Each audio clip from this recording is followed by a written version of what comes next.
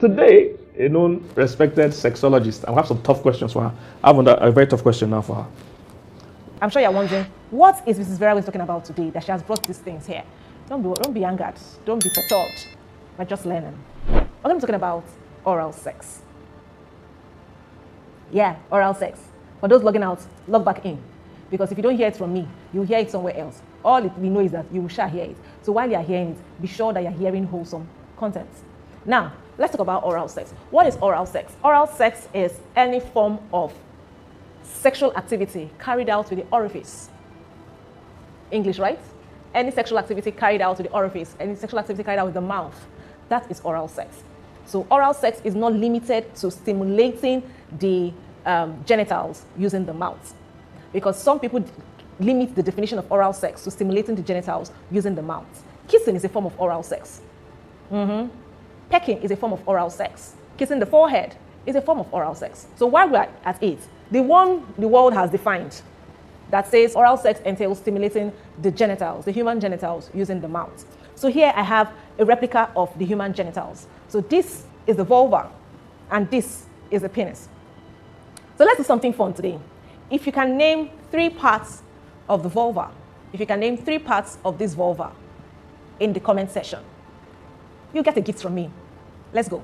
All right, so this is the female vulva, and the parts of the vulva are the clitoral hood, the clitoris, the labia minora, labia majora, so basically the labia, the urethra, this flower here, flower up here, the urethra, this florid flower here, like pleated flower, pleated part of it is called the G-spot, which is located behind the urethra, right? And then we have the vagina, a canal, the vagina, right? So when you use the mouth to stimulate any of these areas, that's what we have defined as oral sex. But when you also use the mouth, I'm just trying to let you know that when you use your mouth to stimulate the nipples, it's oral sex. Oral, orifice. Oral, orifice, from the word orifice, right? Like when you say oral English. Oral English is the one you're pronouncing. English that you're pronouncing, oral English. That's not written English. You're not writing it, you're pronouncing it. So basically, oral is what you do with your mouth. Oral hygiene refers to the hygiene or maintenance of your mouth. So I don't know why we have limited oral sex to only when you are stimulating the genitals with your mouth. If you are sucking her nipple or sucking her breast, you are having oral sex.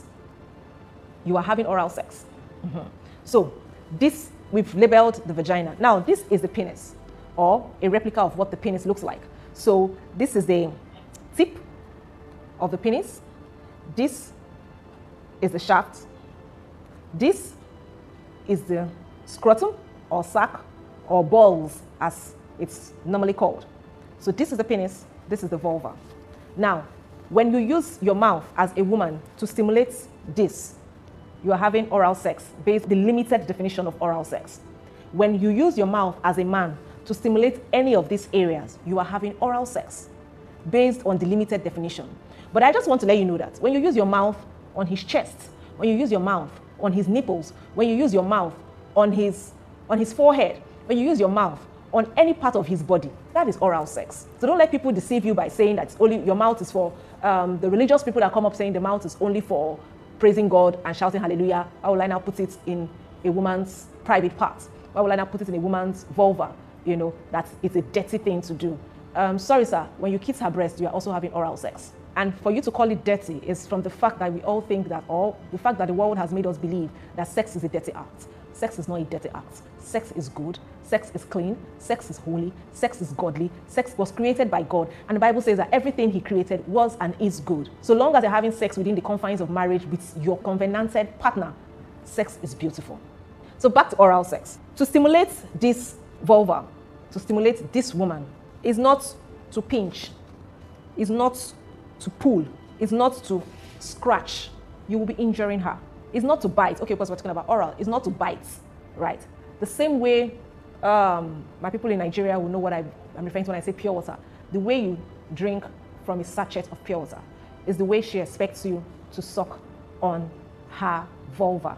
And everywhere on this vulva is sensitive to touch, to taste, to tongue, to suck. because she has nerves running all through this place. So you are sucking or licking her clitoris. You'll be sending spark waves all through her body, stimulating her, getting her ready for penetration. When done properly, when done efficiently, when done to please her, you would see positive reaction. You will be given access. You will be given access by her and her body for penetration. Now, same with the penis. Ladies, when you are performing oral sex on your husband, please do away with your teeth. It's not for biting. It's not for poking. It's not for pulling. Like I said about the vulva, same applies to the penis. It's for sucking. It's for licking. It's for caressing, not for poking, pulling. Please, please, please, please, please. Do not use sharp objects, including your fingernails, on the penis. If you look closely at this, you will see that there are nerves around it. There are nerves, there are blood vessels around it. You do not want to puncture. You don't want to cause harm to your husband. One of the reasons why people do not subscribe to oral sex is because, like they say, it's dirty, right? The same way the woman menstruates and when she sits on the toilet bowl, the whole of her vulva is facing downwards inside the toilet. It's the same way when the man is using the toilet, when he's pooing in the toilet, his penis is also inside the toilet bowl. So how do you protect yourself from dirt? I have a video on how to take care of the vulva, how to wash. I might just do a bit. So you wash here. You can see that there's a fold here. You wash here underneath the labia. You wash underneath the clitoral hood because dirt can find their way around here, around here, around here. So you wash here. You wash the clitoral hood, right? You wash the sides of the labia. You have no business inside the vagina. The vagina is a self-cleanser. It cleans itself up. For the penis, same thing. You wash. You wash. So for a circumcised penis, you will notice that there's a bit of a space between the shaft and the tip, right? So you make sure you're washing here. Remove dirt from here. You make sure you're washing the bridge between the penis and the pelvic. There's a bridge here. Make sure you're washing here. You take up the scrotal sac and you wash underneath. These are places where dirt and bacteria go to have family meeting. You wash all here.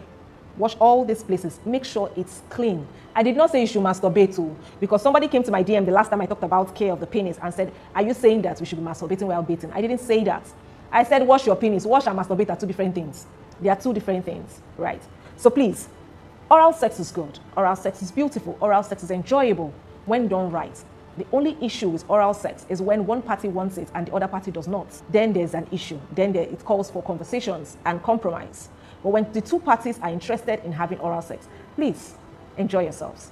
See you in the next. And we're back. How long does it take to get a woman into the orgasmic phase? Research and science has taught us that it takes a minimum of 27 minutes to get a woman into the orgasmic phase. And it has been explained over and over and over. Now, getting a man aroused, or rather a man's arousal, is like turn off a switch, turn on a switch. Whether you're naked, fully dressed, partially dressed, if he likes you, he will get erect. But you see, for a woman, it's an emotional thing. So it takes a while to actually get her into the phase. And research has said 27 minutes. Now, the time it takes for a woman to reach orgasmic mode, it varies greatly amongst individuals and can be influenced by various factors. These factors include physical, emotional, and psychological elements. So you see, it's not just by touching her. You will touch her body, you will touch her mind, and you will touch her accounts. Yeah, I said it. On average, it takes anywhere from a few minutes to much longer, right? Depending on the individual and the situation and individual preferences. So let's dive into the factors that affect that orgasmic mode, that affects the length of that orgasmic mode. The first factor will be foreplay. You see that question? I keep getting that question. How long should foreplay last? How long should it be? I think I've answered it by telling you that individual preferences differ.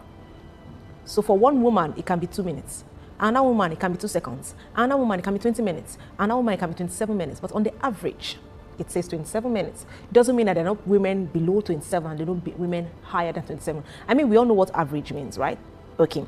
Adequate and enjoyable foreplay. There's foreplay that is not enjoyable. There's foreplay where the man is on his own. Foreplay outer course, again, has preferential differences. So, foreplay for a man is different from foreplay for a woman. I think I've treated that before. You guys go back and watch that video. The enjoyable, adequate and enjoyable foreplay can significantly shorten the length of time needed to get at the orgasmic phase. So first things first, you need to understand your spouse. The other factor would be the mental state. Remember, women are more emotional than men. I dare say that women are emotional beings. I mean, a lot of people have been bringing up that argument. Don't say we are more emotional. No. Stress, anxiety, and other mental states can either hinder or help the process. So let's make sure that she's in the right frame of mind. The conditions around her are seemingly perfect, right? That will help shorten the length of time for foreplay. Oh, arousal.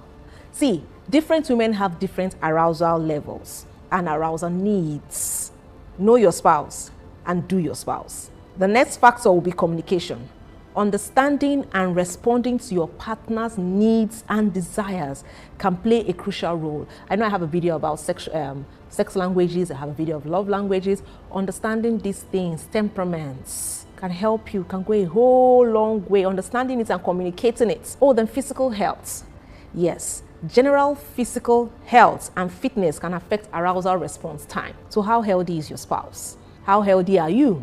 Because your spouse might be very healthy and you are not healthy enough, so you cannot even do it for that long to get her to that orgasmic phase. So it's not totally about your spouse. You yourself, you have to be in proper, healthy, and fit states. It's important to note that sexual experiences and needs are highly individual. So one man's need is different from the other one's needs, is different from the other one's needs. So communication between you and your spouse is very crucial for fulfilling your sexual and intimate needs in your marriage. So don't use one person's marriage to compare your own marriage. No, your spouses are different. Know your spouse, understand your spouse, and do your spouse. See you in the next video.